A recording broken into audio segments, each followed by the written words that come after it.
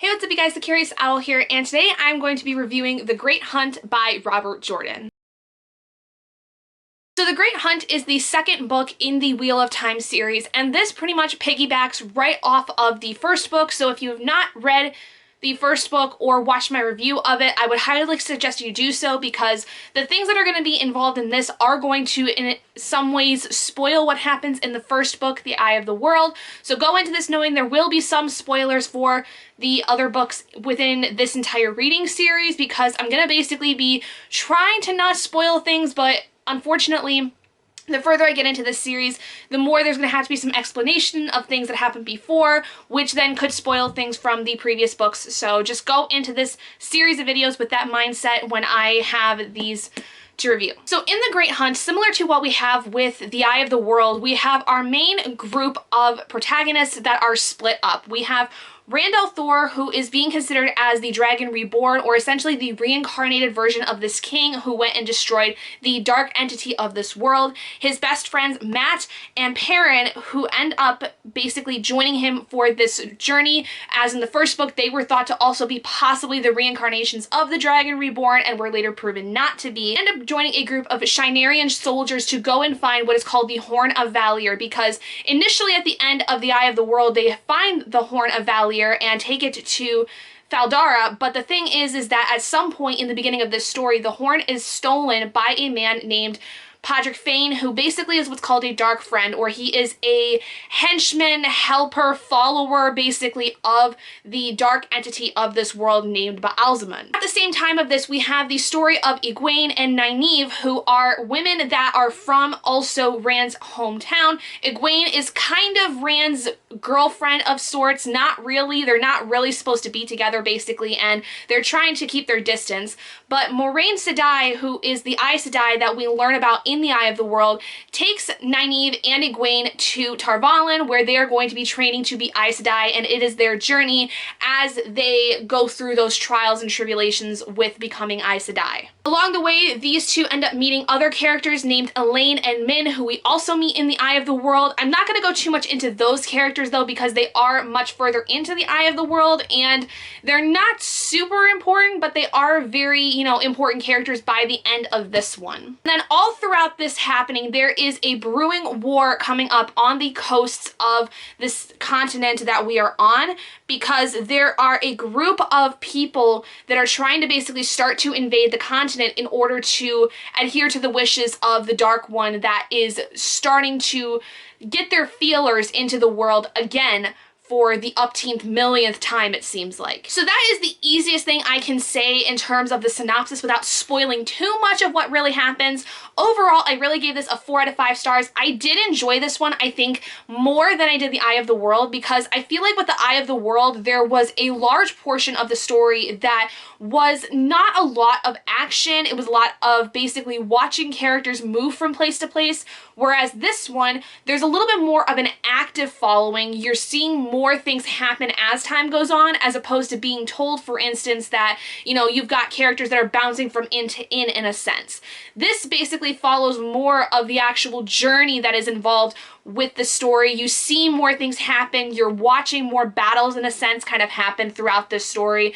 And a lot of political intrigue is brought up within this as well, where especially on Rand's side of the story, a lot of inner workings are starting to come up and be revealed in terms of who really is good versus who is actually a part of Baalzamon's group. Along with that, one thing I really, really enjoyed with this is that the female characters, specifically the group of Egwene, Nynaeve, Min, and Elaine, are a very well-established group of women. For once, compared to a lot of what I've read of high fantasy in particular when it comes to women, this is a group of strong women who are empowering each other and are bettering each other. There's not really any cattiness involved, despite the fact that it is very possible there could have been some between, for instance, Egwene, Elaine, and Min, who have some kind of possible romantic ties in some capacity to Randall Thor, Nynaeve being the only one of the 4 that doesn't really seem to. But what's so interesting is that instead of relying on those stereotypical catty-like nature of what most authors use when it comes to these strong female protagonists, this group of four ends up being one of my most favorite aspects of this entire story. Because the way that Elaine and Min are interwoven into the pattern of this story, where basically they become a part of this larger group kind of by accident, but work so well with Nynaeve and Egwene.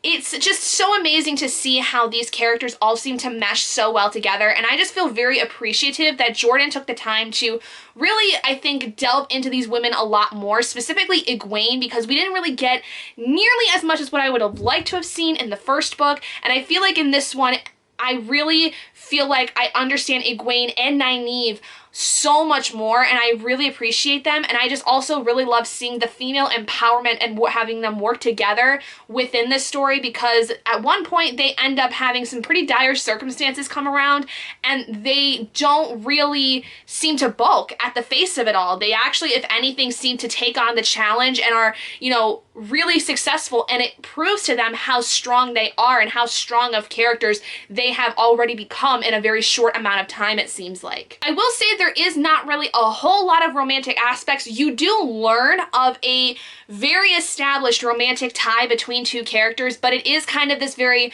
star-crossed lovers-esque idea, or you would even say maybe unrequited, because not only do we have the relationship of Rand and Egwene that we see is not just a very strong friendship and bond, but is in a lot of ways romantic because they have this star-crossed lovers idea. You also have a romantic relationship between Lan, Moraine's ward, and Nynaeve, the wisdom that is one of the original group that came through with the Wheel of Time, is that they have this very tumultuous relationship. Lan is in love with Nynaeve. Nynaeve has feelings for Lan, but she feels that she is not destined to be with anyone at the end of everything because of the fact that she has a lot bigger fish to fry, in a sense. But Lan is still holding on to a lot of ideas that hope that settle down with Nynaeve, as he is very confident that he has feelings for her that he will never have for anybody else. I just really like this idea where they both have a sense of duty on both ends, to where it's not necessarily an unrequited love, that neither of them is like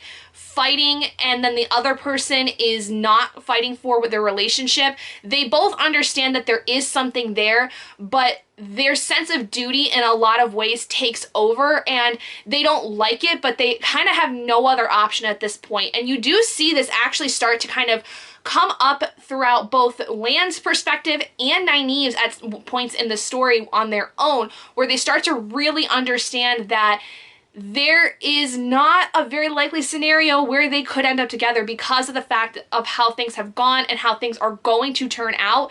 It's very likely that they will never end up being able to be together because of the fact that one or both of them could end up dying by the end of all of this. Moving on to the things I didn't care so much for this, I felt like that Moraine and Lan very much disappeared throughout part of this. I actually had to go back and research essentially a spark notes, if you will, with the Wheel of Time wiki pages that basically helped me to understand when exactly Moraine and Lan disappeared in this novel, what had happened before they had basically stopped showing up in the book at all, because Moraine leaves partway through this book after this major event happens. And then we do not see her or Lan until the very, very end of this book, like within the last couple of chapters, and it's really only Moraine that we see. So I was a little concerned at the fact that there was a huge chunk of time that we didn't get to see a lot of things happen, especially since the scene we leave her off with her, Moraine gets attacked by something, and we don't know what it is, we don't know what exactly it has to do with anything that's going on here. So one of the things I am looking forward to with maybe book 3, or at least some point further down the line of these books, is that that particular moment gets explained, and I would really hope to see Moraine talk about exactly how that fits into everything that's already been happening. Along with that kind of unclear aspect of what really happened, I felt like some of the villains in here were unclear. Again, I had to do some research after reading because I feel like I missed a few things here and there, particularly with one of the main villains. I realized that basically I was thinking that there were 2 separate people that were villains when really it was the same person. I just had somehow along the way of the story forgotten that there was one person that was kind of the bad guy that we learn about very early on in the story, actually. So I feel like that it wasn't 100% clear to me, and that probably was something more on my end as opposed to Jordan's end. Overall, I really did like what there was for this, and I am curious because it is entirely possible there is another person involved who might not necessarily be a villain, could maybe possibly end up helping Rand at some point along the way. I don't really know. There is a very mysterious character that comes up that I did research a little into accidentally and find out that they have a much larger point within this entire story. So I kind of spoiled something for myself, kind of not really spoiled where like I know exactly what they're going to be doing in the rest of the series, but I did figure out who this character actually was. The other thing that really was more so of a wish as opposed to a really big issue is that I wish that we would have seen a little bit more from Perrin, because we got a couple instances in this book of Perrin who we saw a lot of in the Eye of the World. In the Eye of the World, we learn that Perrin basically is able to become what is essentially a wolf brother. He is able to communicate with the wolves and even eventually possibly shapeshift into a wolf, and there isn't a lot in terms of that being brought up again. We only have, I think maybe at most 3 times in this book that we get his perspective of things, mostly because he is traveling along with Rand, and so we do get interactions with him over the course of time, so that does make sense. But we really didn't get to see much in terms of a progression of that plot of the Wolf Brother. And I think that mostly it was because there wasn't really an opportunity for us to. But at the same time, I wish that there could have been something maybe to extend that plot line. The most that we really got to see was Perrin kind of understand exactly who Rand is and what his position is in this world. Like, he kind of was one of the first of the two between him and Matt to really understand what actually is going on without anybody having to tell him what's going on. So overall, did really enjoy it. Had some issues with it, had some things I wish I would have been able to have seen but did not get in this one. But I think that overall, I just liked this one a lot more than The Eye of the World. I think that this was a lot better paced. Now, in terms of what to go into for book 3, I do have the synopsis for book 3 pulled up here, so I'm going to read through it, and then I'm going to talk about a few things that I would like to see, hopefully, and what exactly I might think about in terms of what could possibly be going on in book 3, which is called The Dragon Reborn. The leader long prophesied who will save the world, but in the saving destroy it. The savior who will run mad and kill all those dearest to him is on the run from his destiny. Able to touch the one power, but unable to control it, and with no one to teach him how, for no man has done it in 3,000 years, Randall Thor knows only that he must face the Dark One. But how? Winter has stopped the war. Almost. Yet men are dying, calling out for the dragon. But where is he? Perrin Aybara is in pursuit with Moraine Sedai, her warder Lan, and Loyal the Ogier. Bedeviled by dreams, Perrin is grappling with another deadly problem. How is he to escape the loss of his own humanity? Egwene, Elaine, and Nynaeve are approaching Tar Valon, where Mat will be healed, if he lives until they arrive. But who will tell the Amyrlin their news, that the Black Ajah, long thought only a hideous rumor, is all too real? They cannot know that in Tar Valon far worse awaits. Ahead for all of them, in the heart of the stone, lies the next great test of the Dragon Reborn. So, here is some of the things I would like to see going into this book. First of all, I want to know what exactly Moraine is doing now, because she's not really mentioned much in this synopsis, other than obviously leaving with Perrin and Loyal and Lan. I think they might be trying to go find Rand, because my assumption is that based on the synopsis, Rand goes missing. He runs off, because in this book and in The Eye of the World, we learn that Rand is not ready to be the Dragon Reborn. He is terrified of the power he holds. He is terrified, specifically in this one, of the fact that he has so much responsibility on his shoulders. So it does not surprise me that he will end up eventually running off and he has to be tracked down. And what I'm curious to see, though, is what exactly is Moraine planning? What is it that is next for her? What exactly happened to her while she was away? How does that change the course of things? What is it about Rand now that she is understanding based on what happened to her? There's a lot of questions surrounding around that.